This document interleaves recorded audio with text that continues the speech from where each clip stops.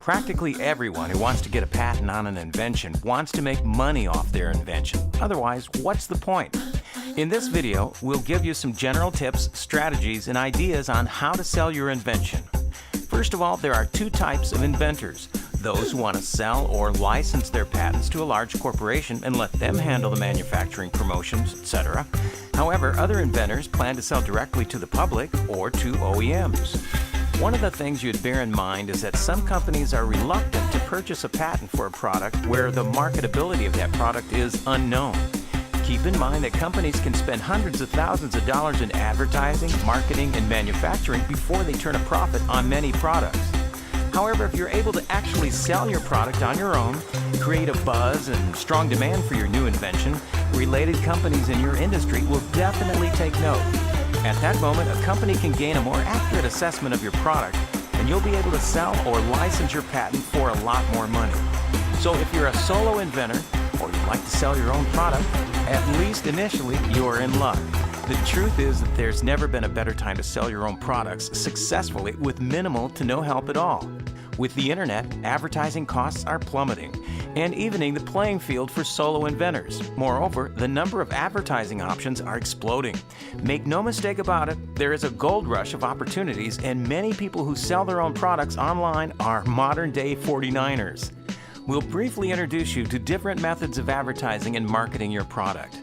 They are online advertising and social media, retail, TV, radio, print magazines, trade journals and newspapers, trade shows, editorials, celebrity endorsements, customs and standards. Arguably, the most cost-effective method of advertising today for many, but not all products, is online advertising. Of course, the key to success here lies in the execution. Some of the most popular services include Google AdWords, Yahoo, Bing, CNN.com, ESPN.com. The pros for online advertising are manifold. First, you can name your budget for advertising. You can literally set your budget to 1 penny or run it up to millions of dollars. By way of contrast, many print media advertisements have set budgets starting around $10,000 and up. Second, you can also begin your media campaign in a matter of minutes. No kidding, it's that easy. Whereas with some other media, it could take weeks to months. In addition, you're able to use precision tools in order to target key demographics and essentially pick your customer. Third, and perhaps most importantly, you can unearth extremely valuable information, who your customers are, and you can get an idea where they live, their age, income, etc. with some online media. But unfortunately, as they say, you have to take the good with the bad. There are some significant problems with online advertising as well. Perhaps the biggest problem is click fraud. This happens when a competitor or possibly the advertiser through their proxies click on your site with no intention of purchasing your product. This can result in massive losses if not properly monitored.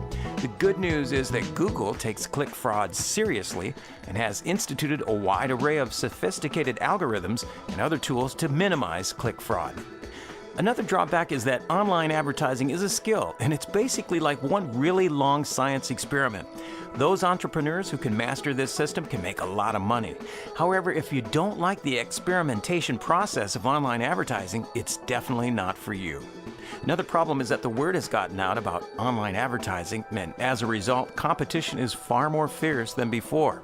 Therefore, keywords, which were once considered niche, soon become jam-packed with competitors. One of the most traditional forms of selling your products is through retail stores. And if you're just starting out, you may want to ask some store owners if they'd accept your product on consignment. In other words, they don't actually buy it from you, you just leave the product at their store, and if it sells, they take their cut and you receive the rest. When it comes to TV, radio, print media, including magazines, trade journals, and newspapers, it can be about as certain as a night at the craps table. Although this media can produce enormous results, it often produces bug busts. One tip is to start small and do your homework. If small advertising campaigns don't work, larger campaigns won't work either. Don't double down on a loser. Another tip is to ask for rate card. Rate card is essentially the wholesale rate, if you will, that advertisers will charge to large companies that purchase a lot of ads through their company. Often this rate card discount can be anywhere from 50 to 90% when purchased through a print buying agency. This tactic is so effective that some companies or corporations will even go so far as to set up a separate print buying agency within their own company.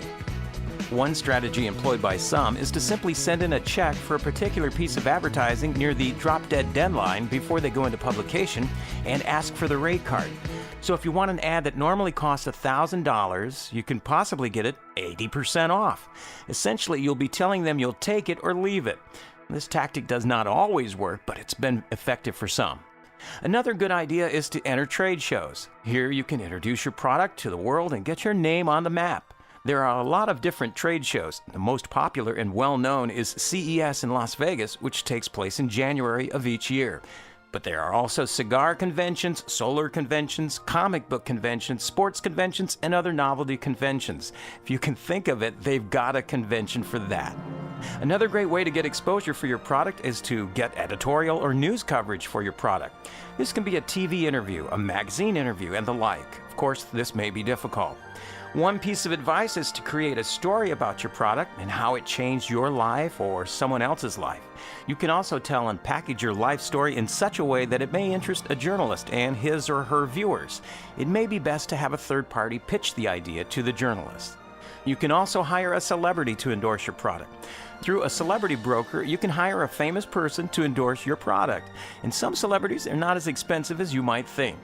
One last method is through the standards or customs. For instance, if you invent a great new construction tool that can reduce injuries in the workplace, you could possibly pitch your product to an industrial agency. If they agree that your product is indispensable and can save money or injuries, they can require your product to be used on all projects.